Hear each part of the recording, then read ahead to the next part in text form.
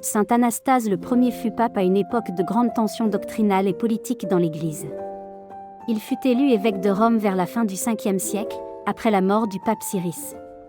Son pontificat se déroula de l'an 499 à l'an 503, une période marquée par de profondes divisions théologiques, notamment autour de l'hérésie origéniste et des suites du schisme d'Acace. Né à Rome, Anastase était reconnu pour sa piété personnelle, sa prudence et sa fermeté doctrinale. Dès le début de son ministère, il comprit que l'unité de l'Église ne pouvait être bâtie que sur la vérité.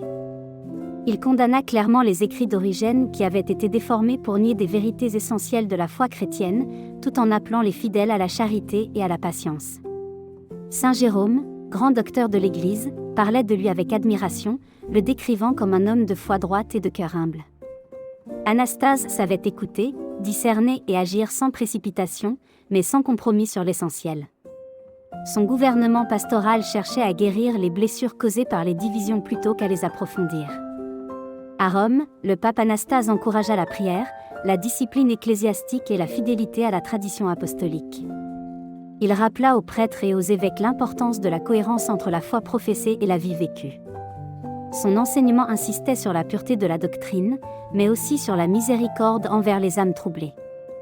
Son pontificat fut relativement court, mais profondément marquant. Il mourut paisiblement vers la fin de l'année 503. Très vite, les fidèles reconnurent en lui un pasteur fidèle, un gardien de l'orthodoxie et un modèle de service humble. Il fut honoré comme saint, non pour des miracles spectaculaires, mais pour sa fidélité silencieuse et courageuse à la vérité du Christ. Saint Anastase le Ier rappelle à l'Église d'aujourd'hui que la vraie unité ne peut jamais être séparée de la vérité, et que la charité authentique s'enracine toujours dans la foi.